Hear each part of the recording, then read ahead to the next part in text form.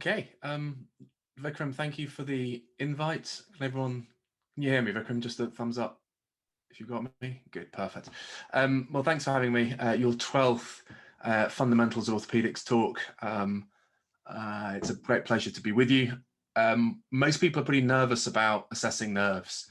And it's one of those things that's around any kind of exam, everyone gets very stressed. Like medical school, it's always the cranial nerves and brachial plexus. When you get to clinical school, always freaks people out in dissection or clinical practice. So we're just going to do a primer, just a basic introduction. We can fly with this wherever we want, but we're going to start with the basics. So I apologize if people are coming at this and they know an awful lot about it, because we're going to start from the basics. But please chip in with chat. Vikram's going to just dive in and ask any questions as they come up. If I don't make things clear, just say that you've no idea what I was saying. So my name is Tom Quick. I work in the Royal National Orthopaedic Hospital. Why should I be the one here talking to you about nerves? Well, it's pretty much all I do. I did start as an orthopaedic surgeon, and it's a pretty tortuous route, but I went through pediatric orthopedics to Erb's palsy, and then to brachial plexus injury, and then nerve injury generally. These are the only two gory pictures that I have, but on the top there's a picture of an Erb's palsy case with some sural nerve grafts, and on the bottom there's intercostal nerve transfers. That's the kind of work that we do.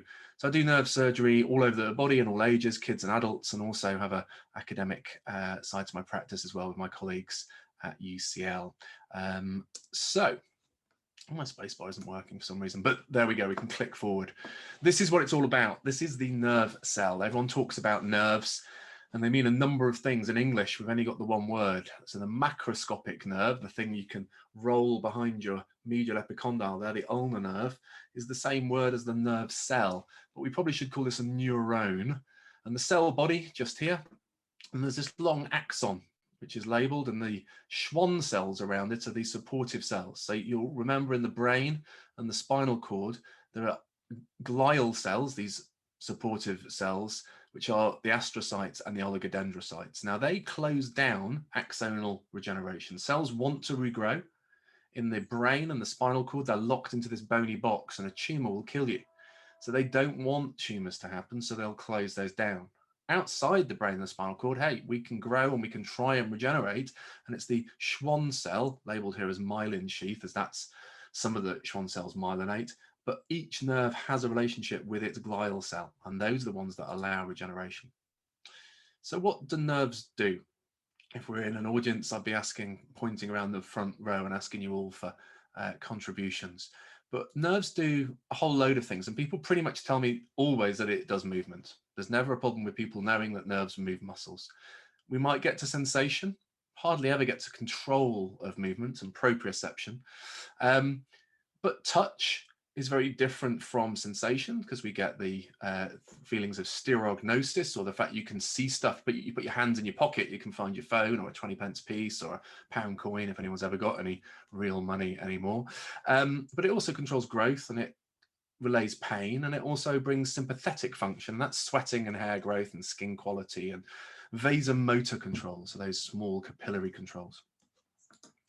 And quite simply put, that's the experience of life. So without nerves, you don't get any of this. You don't get this wonderful excitement of movement or human interaction or any of those relationships. And actually, the hand is the way that we interact with the world. And so without all of these things, we wouldn't have done all the amazing things that humankind have done. So it's pretty good. So we're going to go an intro into how these nerves get injured. As I say, quite a lot of my practice is pediatric, and I've got quite a lot of these little cartoony things which help the kids to understand and appreciate. So we'll use these. So what is a nerve? This macroscopic structure is a highly functional and concentrated structure. You lose a bit of liver, or you lose a bit of your quadriceps, it can probably cope perfectly well. Lose a bit of your nerve, you're generally in trouble. And that macroscopic nerve is made up of these nerve cells, neurons, plus those support cells I've told you about, Schwann cells, but also the scaffolding and the blood vessels that keep it together, protect it, and keep it alive. And as I've mentioned, the nerves control all the things that we do. So looking at that, we're going to focus in on that axon, on the wiring. Now those axons in my body, The nerve that will go from my spinal cord down in the lumbar region all the way to my big toe is one cell, massively long. You ask people how big a cell is and they'll generally say, oh, teeny tiny thing. These are huge, huge, very thin, but very, very long, particularly in things like the giraffe. You imagine the recurrent laryngeal nerve of the giraffe, or the giraffe's big toe nerve. Very, very long nerves. But they're clever cables that run from the brain and the spinal cord to control the body. And there they are in all their beauty. Forget the bit in the middle, that's the boring stuff that's encased in a bony box, which should never be opened. All the rest of it is there lying in muscle, ready to be fiddled with and fixed. But it can affect, as you can see, any part of the body. And those parts of the body, whether it's the chest, the face, the neck, the arms, the legs, can become painful, weak, paralyzed, numb, with dry skin and stiff joints, because the muscles aren't moving it, so joints then tend to stiffen. And when you get to that point, you're in trouble, because I'm going to struggle to unstiffen joints and get everything moving. So when the nerves stop, we have to start doing all the jobs of the nerves to keep the arm, the limb, the functional bit working until we can regenerate nerves. And how do we remember all these functions that nerve can do? Well, oh, we've skipped a page, hold on. So motor, touch, sympathetics, and pain. I seem to have lost a slide, but we might try something professional. Okay, so every time you examine a nerve, don't just tell me that there's a foot drop or a wrist drop, or that there's a bit of numbness. Also think about the sympathetic function and the pain, because all of these are different size nerves and will be damaged differently in different mechanisms of injury, and we'll get to that. So remember, might try something professional. Motor, touch, sympathetics, and pain. That slide might jump in later. This talk might be slightly out of order. But these delicate things are easily injured, and mechanism is key. Okay, so how these nerves get injured, it's just like any other part of orthopedic trauma, the mechanism is key. If you just slipped and fell, it's very different from falling from the top of a building. If you got hit by a scooter at 4 miles an hour, it's very different to getting hit by a motorbike at 100.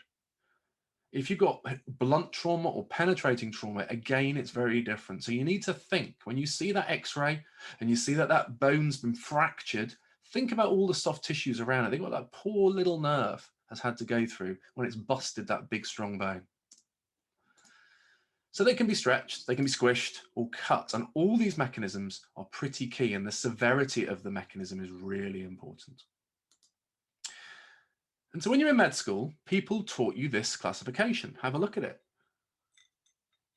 Seddon and Sunderland. And everyone knows how to recite that, and you may get a little bit confused, and you'll almost certainly spell the words wrong. Please note, it is neur, a praxia. So nerve, neur, a, not, praxia, working. Not neuropraxia, because that means nerve working. Much easier if we call it conduction block, but I'll come to that in a minute. And Sunderland decided to split things into 5, and there's probably a 6th as well. But anyway, no one knows how this helps them. You learn it, and then everyone goes, well, I don't know what a Sunderland 3 looks like and how I would treat it. So let me try and explain. If you take a worm and cut a worm in 2, what happens? You don't get 2 baby worms. What you do get is a bit of a worm that stays alive and a bit of a worm that dies. This is a cartoon worm. No worms were actually harmed during the making of this talk. The bit with the mouth lives because it can create protein. The bit that's disconnected from the protein making mechanism dies. So if we change that to our axon, the cell body makes the protein. So the proximal bit, the bit attached to the cell body, will live. You cut it in 2 and the distal bit dies.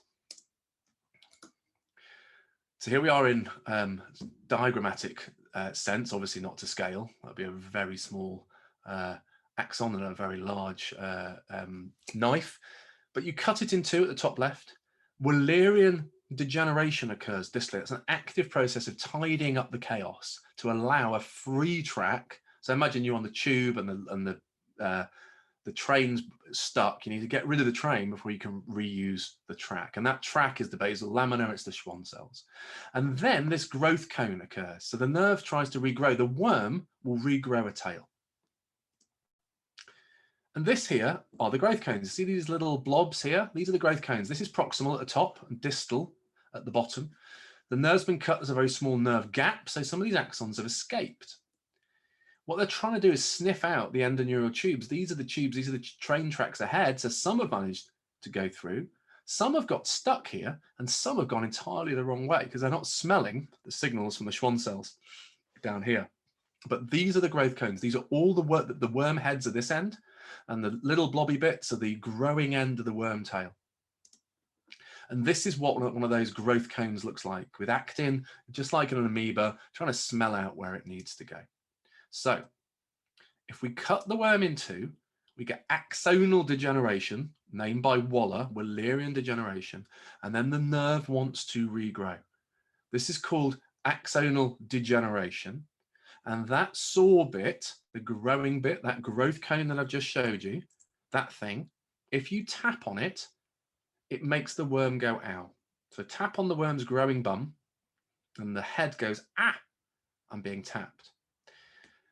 And what that message going back to the head is, there's ants crawling on the skin where I used to connect to. That's called a Tunnell sign. We will get to that. But that is a sign that only occurs when your worm has been cut into.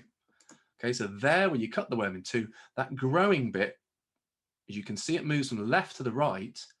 If I tap along the arm, I will see where that growing tip is, and I'll be able to document where that tip is as it grows out.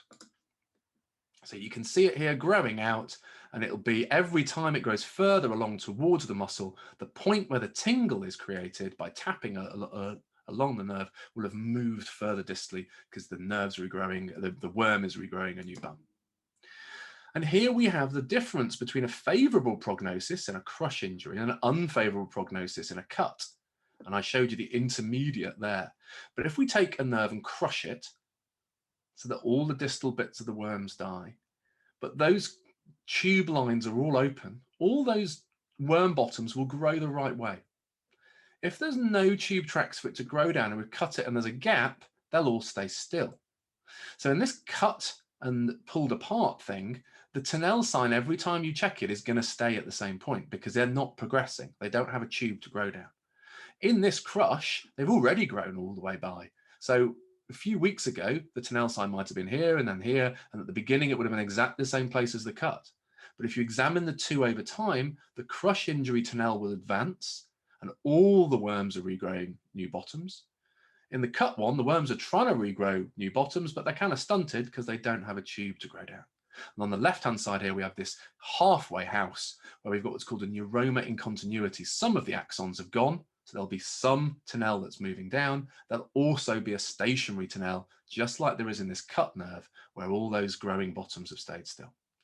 And here we have the job of the Schwann cell, and they're the ones, that's the train track, and they tempt that worm to grow the right way. Without the Schwann cells, they won't regrow. Okay, so that's a favorable prognosis on the bottom. Tunnell sign is there because it was a degenerative injury. The worm has been cut or crushed. And that's a favorable prognosis because the Tunnell advances every 6 weeks that you check it, every week that you check it. Every day it'll be a millimeter further on. That's hard to assess. But if you bring them back in 6 weeks, about 1.5 inches difference. So you'll be able to document that. Oh, it was just by the medial epicondyle, or it was 1 inch beyond the medial epicondyle. Okay. Whereas the cut one, unfavorable prognosis, you need me. I need to go and drop some tubes on there to allow the worm bottoms to grow. And this is our Tunnell sign. It's a reported sensation. So the patient has to tell you. So it's a sign, yeah, sign created, but actually it's symptom because they're complaining of it, one of those crossover ones. A reported sensation of formication, that's with an M. That means ants crawling in the distal territory of the nerve upon percussion of the regenerating nerve growth cone in an injured nerve.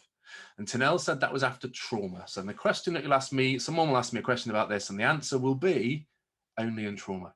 We'll wait, someone will ask the question. So it's pathognomonic of a degenerative injury. The opposite is that neuroaprexia. Everyone spells it wrong, so let's call it conduction block, because it does what it says on the tin. It's anatomically intact. No worms have lost their bottoms. It just doesn't work. Anatomically intact, physiologically broken. So it's a milder type of nerve injury. So it's lower energy, more likely to be crush or compression rather than stretch, and definitely not cut. and a mild nerve injury where the fibers are still intact, but the conduction is temporarily reduced. So instead of there being a signal that can go down, it stops. So just like in those cartoons of Wile E. Coyote where he gets the bomb and Roadrunner will light the fuse, if that fuse goes into water, the bomb won't go off, the muscle won't contract. And that is conduction block. No one snapped the fuse, it's just not working. And you can imagine that that puddle might evaporate. So after a Saturday night palsy, there's a puddle.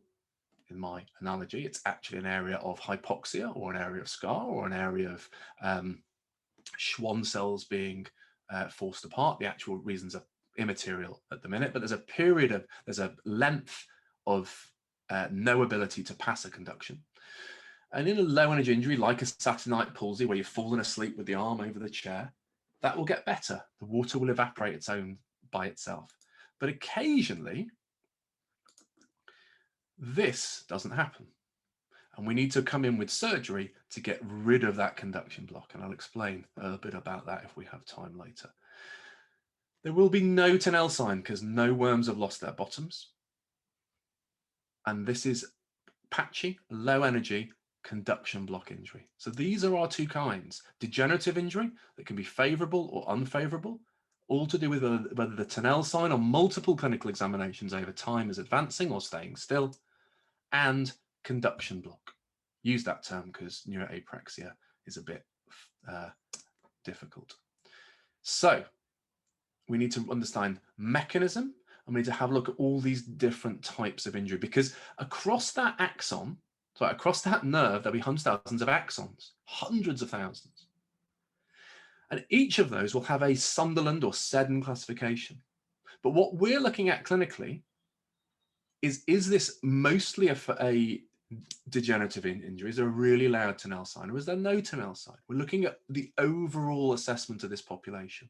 But we need to see if these smaller fibers, say the sympathetics or the pain or the proprioceptive fibers, have been maintained in a crush, because it's just the big ones that get broken, not the small ones, or in stretch, or in hypoxia, or in the administration of local anesthetic. Each of these mechanisms will change the function of the nerve in a different way.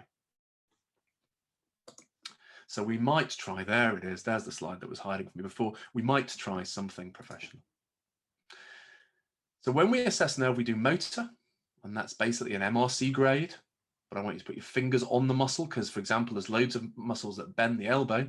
The biceps and brachialis might not be working, and you may just be seeing brachioradialis, missing a musculocutaneous nerve injury, and seeing the elbow flexion coming from the radial nerve. So grab the muscle, activate it, check it's working, and test it against gravity and against resistance. Sensation, this can be mapped, as you see here, in root levels, but that's only if the injury is at the root level, if you've got a disc. But it could be damaged further down. It could be damaged at this level. So the actual pattern of injury is going to be different. So if we look at a C6 injury here, it's going to affect all, well, this is 5, but all the way down here to here. So some of those fibers are coming through lateral cutaneous. Some are coming through posterior cutaneous, radial, muscular cutaneous. Some are coming through superficial radial. Some are coming through median, palmar, or median digital. These are all C6 root, but they're taking a different course. So by seeing whether, for example, with the carpal tunnel, if the palm is affected, it cannot be compressed here because the palmar cutaneous branch doesn't go through the carpal tunnel. And so we can see that from patterns of motor and patterns of sensory assessment where the lesion is. It's like a Sherlock Holmes thing. Who did it? Where is it? And that's about gathering data. And then assessing sympathetics, looking for rugerosity of skin. If when you're in the accident and emergency department and a kid has lacerated a finger and they won't talk to you and you don't know if the digital nerve is intact, get a wet swab, wrap some dressing around it and come back in 10 minutes. Because when skin is immersed in water and you've got your sympathetics, it becomes wrinkled like a prune, like when you've sat in the bath for ages. But if you don't have a nerve, it won't do that. It will stay super, super smooth. And so you'll get a finger that's half wrinkly and half not if you've lost the radial or digital nerve or the ulnar digital nerve. Sweating, the same. For some reason people are obsessed with using a biro to assess sympathetic function. It's just like people are obsessed with using a wall to assess whether the serratus anterior works. Just take your finger and feel, and you'll feel normal skin Feel the other side. Feel what normal sweating feels like, and then feel each of the fingers. And all of a sudden, oh, that's dry and smooth. Wonder what that is. Sympathetic dysfunction. So instead of Seddon, Sunderland, and all those posh words, we're going to do conduction block, degenerative, favorable or unfavorable. We're going to be thinking about the mechanism, and we're going to might try something professional, assessing all the functions of nerve. And at this point, we're going to take a brief break to get some questions, and we'll come back for some house. Okay. Thanks very much for that. I'm just going to look through the chat box, see if we've got.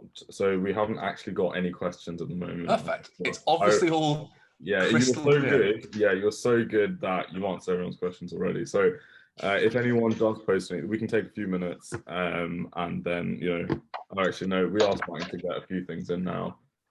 So. Okay, so yeah, I can see that question from Reem.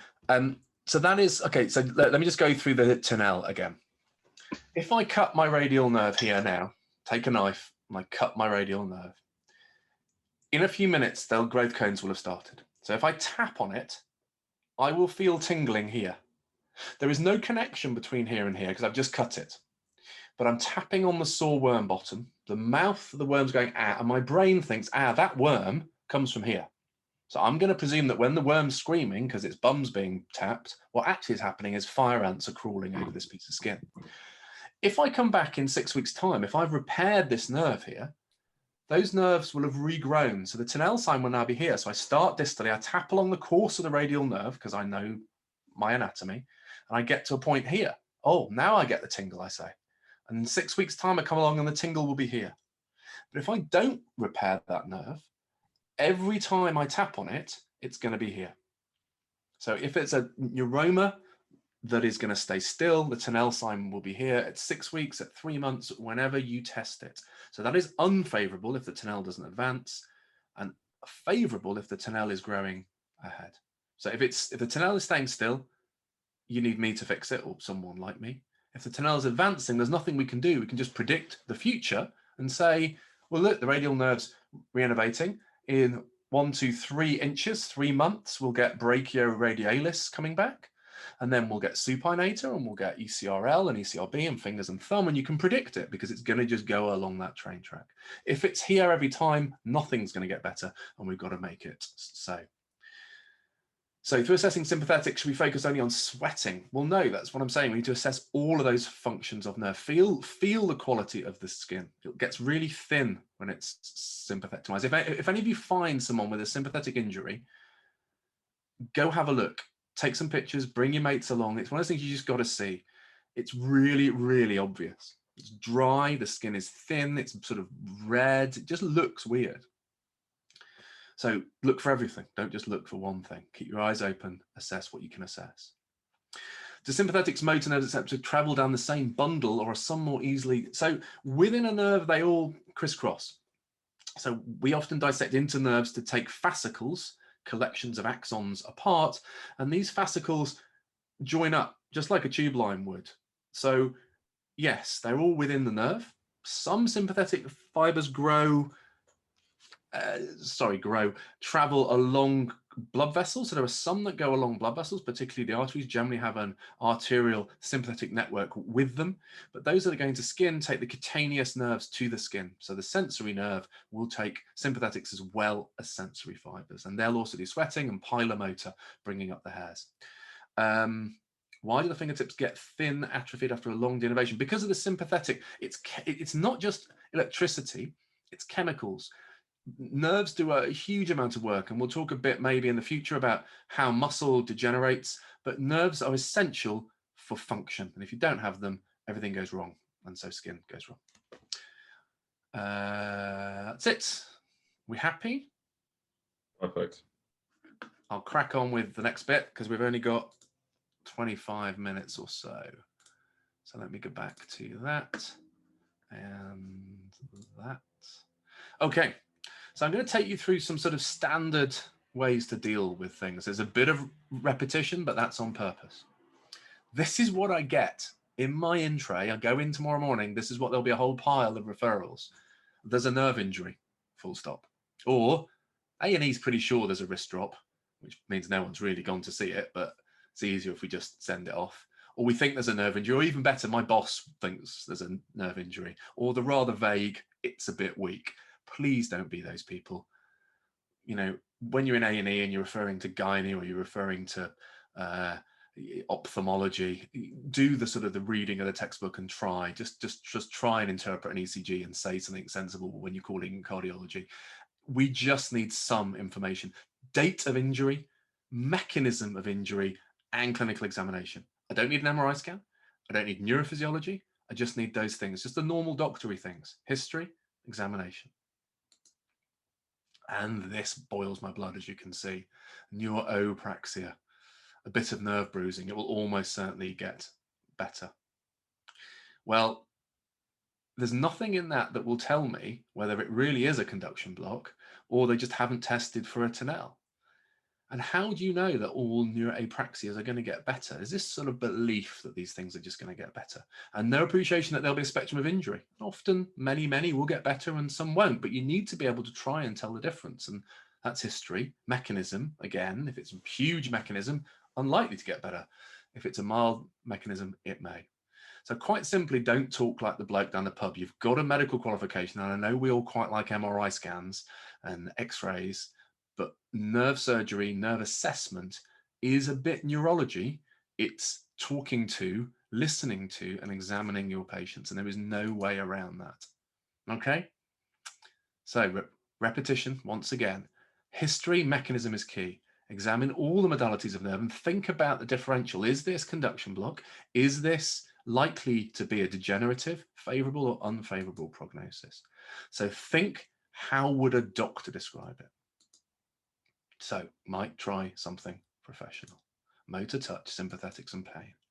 So this is one of those questions that everyone's always going to ask me. This happens every time I give a talk and someone says, Tom, how do you treat a Holstein Lewis? Well, that's it. You're going to treat the fracture and you're going to treat the nerve injury. Now, you don't think that there's a differential diagnosis with that fracture because it's there in front of you. You see fracture, fix fracture. But of course there's a differential. It could be a pathologic fracture. It could be a variety of other reasons other than just a simple fracture. But we kind of hone in on just, well, look, it's broken, we fix it. Now, we can't do that with nerve. We have to think because we can't see. So we examine our patient. So we take a history, first of all. Is this skiing down a ski slope at 100 miles an hour and wiped out? Is this arm wrestling with a mate? Or is this slipped and fell? Again, is it a pathologic fracture? Did the bone fail under very low loads and low energy? Or is it a normal bone that's failed under huge energy with a lot of torsion? Is there fragmentation? Are there butterfly fragments? What energy has gone through this? How far is it displaced? The X-ray is like this now, but at some point it was miles apart. Okay, so examine the patient, listen to them, take the story. So we can say there's a profound wrist drop. No activity, 0 out of 5. Not even a flicker with your fingers on the muscle where you really try and lift your wrist. I know it's sore, but let me just go on. Really encourage them, put your fingers on the muscle and think, is there even a flicker here? Because that's important. Any flicker, that means the nerve is in continuity. But there's preservation of light touch. So we've gone and we've looked at the superficial radial territory. And instead of just going, there's a wrist drop, we've gone, can you feel this? And they go, oh, yeah. It's probably sort of 2 out of 10, but I can feel it. And it's sweating. It's not dry, it's sweating. And the hairs are standing up when it gets cold. So there's sympathetic function. So that tells me that nerve is in continuity. It hasn't been cut in two by those sharp bone ends. Okay, does that make sense? Yeah? So what we've got is information from clinical examination that the nerve is in continuity. You might want to do nerve tests to do that. You don't have to. Just take your fingers and your eyes, examine the patient. Say to the patient, do you have any pain? Yeah, my arm's agony. What about your hand? No, it's fine. It's a bit numb, but it's fine. Is it tingling? Is it sparkling? Is it sore? No. So there is no spontaneous pain. What about if I touch it? You say that's numb. Does it feel weird? Does it feel painful? No, that's fine. So there's no evoked pain. Neuropathic pain in difference to nociceptive pain. It's important to get these differences. Nociceptive pain is my bone is broken. Nerves are saying bone is broken. That's sore. Neuropathic pain is different in character and in severity often. It's lancinating, electricity, tingling, crushing. Bone pain's like horrible deep. I don't know if any of you have broken a bone, but it's a specific kind of nociceptive pain. This is neuropathic pain, and it can be either spontaneous, without any stimulus it saw, or evoked. When I touch it, it feels weird. That's dysesthesia. I touch it, it's horrible. That's allodynia. And when I tap up, you have to tell the patient that I'm gently going to tap your arm. I want you to tell me not if it's sore I tap, but do you feel tingles anywhere in the arm? And you tap along here. I know the bone's broken. You're not whacking them, but you're doing a gentle tap. And I'll go, oh, it's lighting up here. But this patient doesn't. So there's no Tinel sign. So what have we just put together? Low energy mechanism, nerves in continuity, no Tinel sign. Ladies and gentlemen, what is the diagnosis? I think this is a non-degenerative lesion, conduction block. And we can go on and we can do tests. We could do neurophysiology, not right now, generally. Sometimes we do, but not generally right now, to back that up. And because it's a low energy injury with maintenance of an awful lot without any pain, we can say, well, look, this is likely to get better. It's a sort of Saturday night palsy type injury, low energy, compressive stretch, no Tinel. Let's just watch and wait. Examine it again and again and again. So masterly inactivity and cat-like observation. Miklo. Masterly inactivity, cat-like observation. When you conservatively manage them, you don't just get rid of them and forget about them because you can't put a knife in. You bring them back to clinic in 6 weeks and in 6 weeks again. And you constantly question, is my diagnosis right? So I'm just going to go through some set plays that you will see using those tricks. The tips I'm going to give you, think of the course of the nerve, the neurone. Could it be a peripheral nerve, or could it be plexus, or could it be root? These different levels of injury. And as we go through, ask those questions. So when you're assessing things, sensation, don't just think about those dermatomes that you've learned. Look at what area of skin is numb. So don't just test 2 or 3 points. This is C5, this is C6, this is C7, C8, T1. Say, where's it numb? Try and get them to map it out, draw it, and think, oh, what pattern does that fit with? Is it this kind of stripy pattern? Oh, or the pattern that I showed you before, that my slide's gone again, of a more patchy injury to the peripheral nerves, a more distal injury. Okay, so cutaneous nerves, dermatomes. You need to be able to think in between. Okay. Oh, here we go. The slides are just jumping around. I apologize. I'm gone blurry, or my glasses aren't on. But that's very different from that. Okay, so you just need to check those things. So if we look first of all at the median nerve. So when we look at numbness, where is that numbness? As I've said, the carpal tunnel, the median nerve comes through here. Everyone presumes any numbness here is carpal tunnel. It's just one of those things that people just lazily think. Unacceptable, because it isn't, because it could be compressed anywhere from the point it's numb to the brain. So think, what pattern of numbness do we have? If it's digital and that's it, perfect. It would fit perfectly well, but let's just check the muscles, APB, FCR, pronator, flexors of thumb and index. It could be a C6. This could entirely be C6. That might perhaps come onto the back, involve the superficial radial as well. C7 is this middle, so that could be here. And if we have involvement to the palmar cutaneous, it's got to be more proximal because we've squashed it here before it's split into 2. Whoops. So we have to think all of those differentials. Again, we're just using our brain. We're being Sherlock. And so the carpal tunnel, very, very common. And I hope all of you have had the opportunity to see a median nerve and feel it and see what it looks like, because recognizing that's the first step in recognizing nerves that are hidden in other places. But it could be compressed anywhere. Carpal tunnel, FDS, there could be an AIN palsy, anterior interosseous nerve. It branches here into a pure motor nerve called the AIN that does these two, and a small muscle here as well, a bit of sensation. It can be compressed here. It can be compressed in a variety, even those 3 or 4 things that you may learn. It can be compressed at any other point. There can be a blood vessel going through the nerve, or aberrant piece of muscle, or whatever else. It could be the lateral contribution to the median, bringing the sensory supply to the median, in which case APB won't be affected because that's the medial contribution to the median.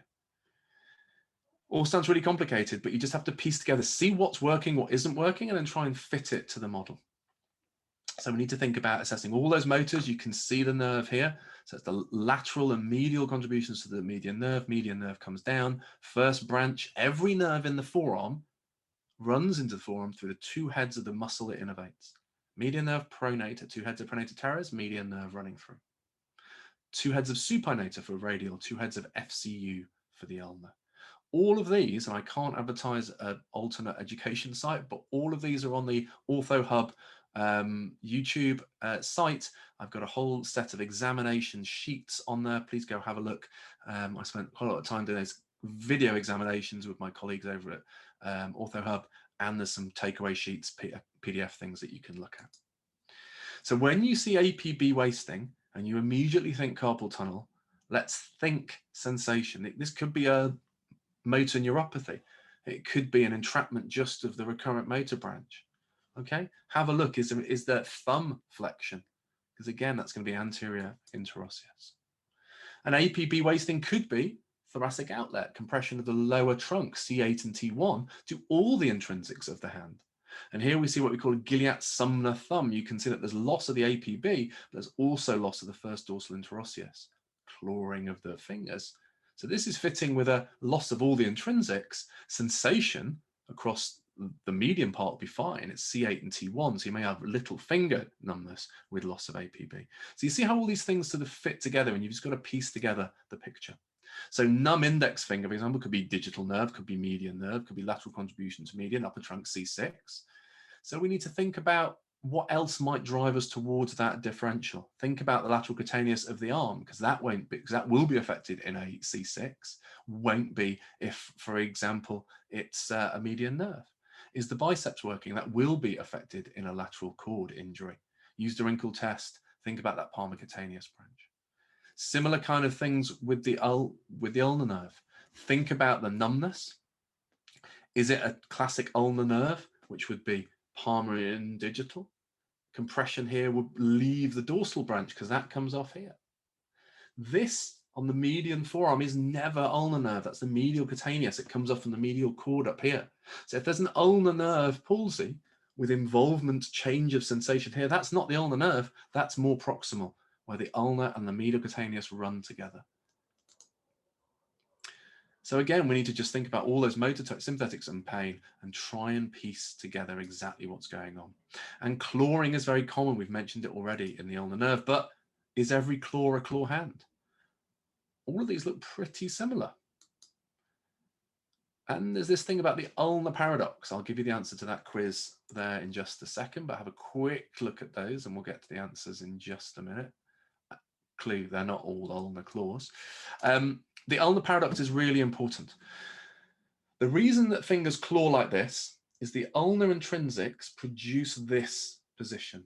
Okay, so the interosseinar lumbricals flex the MCP and straighten the IP.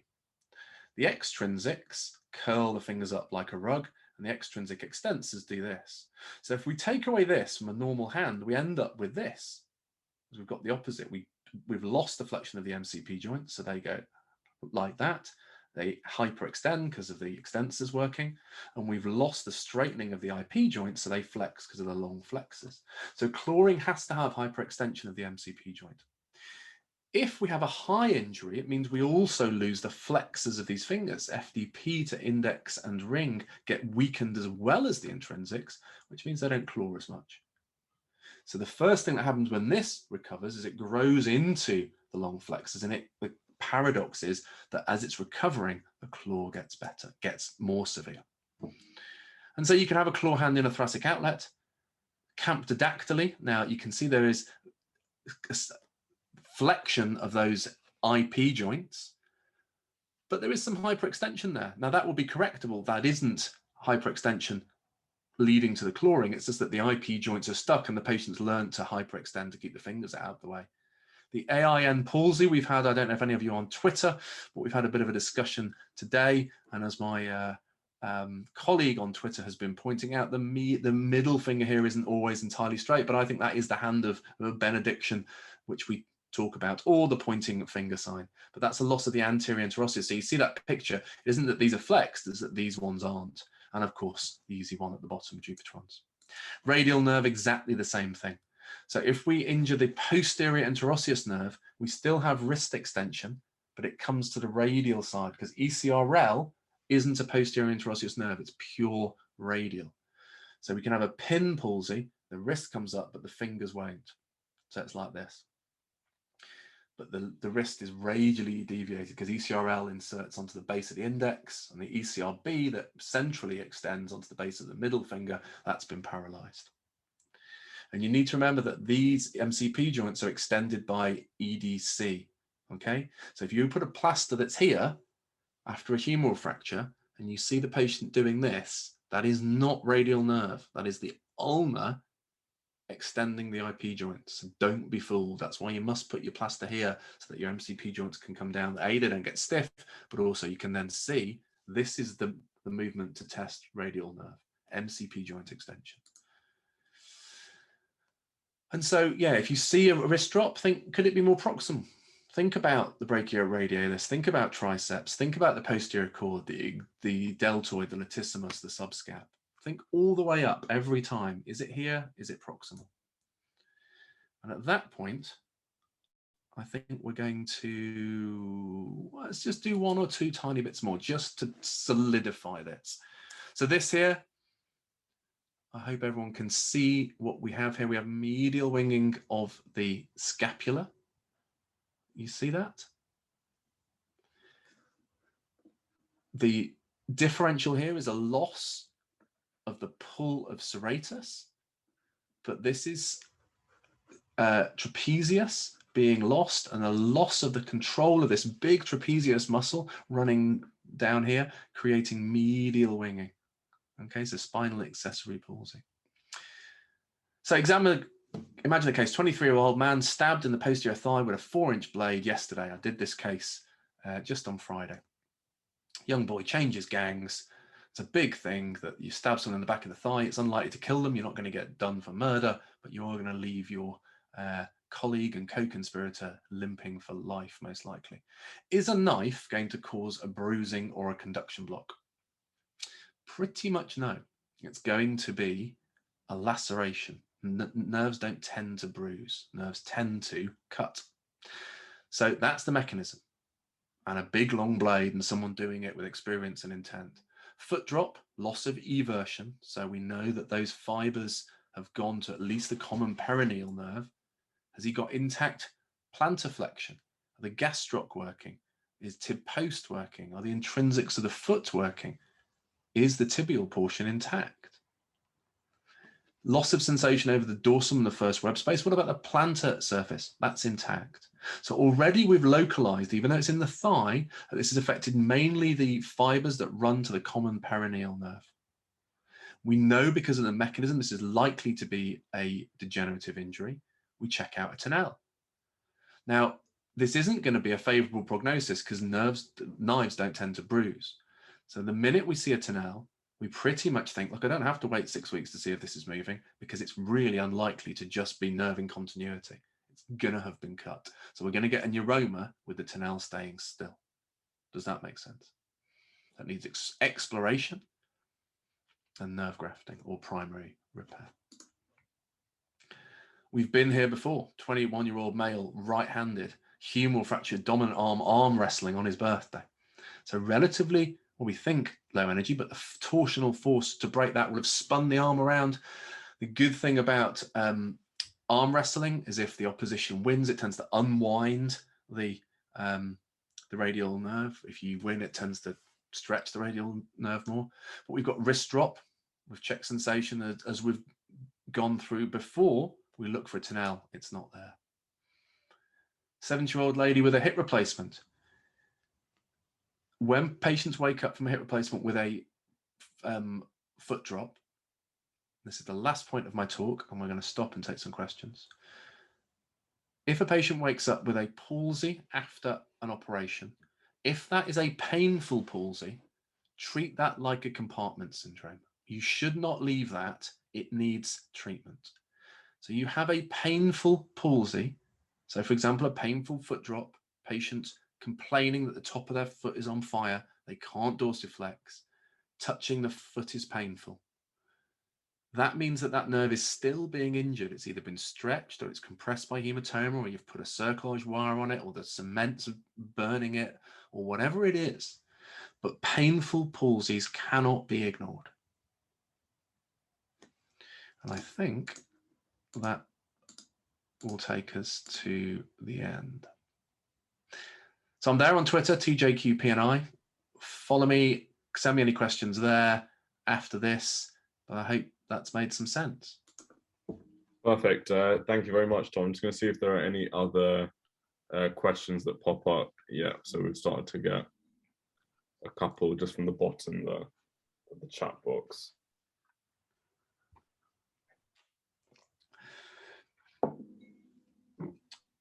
Okay, so how long do you need to protect the peripheral nerve, ulnar or median, at arm level after repair? There isn't a simple answer. There's protocols, there's differences. What you need to appreciate is what have you done to affect that repair? So it's very different to if I've done a nerve transfer, if I've done a graft, if I've done a primary repair. But if we're talking about a primary repair, if a nerve has been cut, so for example, like that stabbing, comes in the same day, can we get those nerve ends together? If it's a day or two later, I won't be able to pull them together, but sometimes it's close and it really wants to pull apart. You need to appreciate what you're trying to do. Like any biologic tissue, you want apposition without tension. And if it gaps even slightly, you're in trouble, just like a tendon. It needs to be together, it needs to be under no tension so that the oxygen can get in, and you need to allow it to regenerate. And what essentially happens with a nerve, the biology of that repair, is that for 2 weeks, pretty much nothing happens because you've upset it, and the cell bodies are deciding if they can regrow, and their Golgi organs are going, and proteins being pumped in by slow and fast transport. Anyway, all of those bits for regrowing a new worm tail are coming down. So certainly for 2 weeks, nothing happens. If you just put glue on there, that's all gone. It's not going to stop gapping. You need to stitch.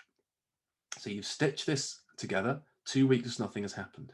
In 2 weeks' time, you will have approximately 15-20 millimeters of nerve grown beyond. So at 4 weeks, you've started to get axons growing through. Now that's going to protect you to some extent from gapping, but what you still don't want is that nerve to be under tension. So it depends where you are, what nerve you're dealing with, and how you've mobilized it. It's very different to muscles and tendons because they're always taking the force of their muscle.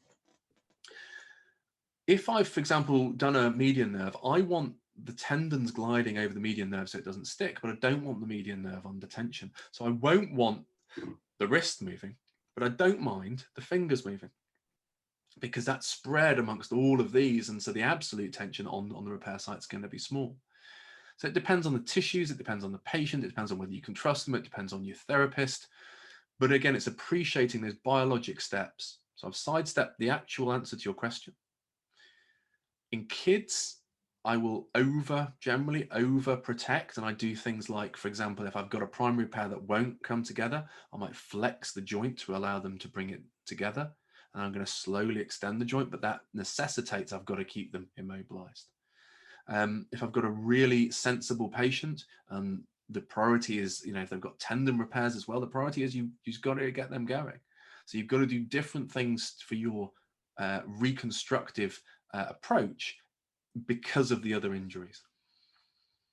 So there isn't a simple one-size-fits-all answer, but somewhere between 0 and 6 weeks. Perfect. Thank you very much, Tom. So I think that is the end of the questions. We're just going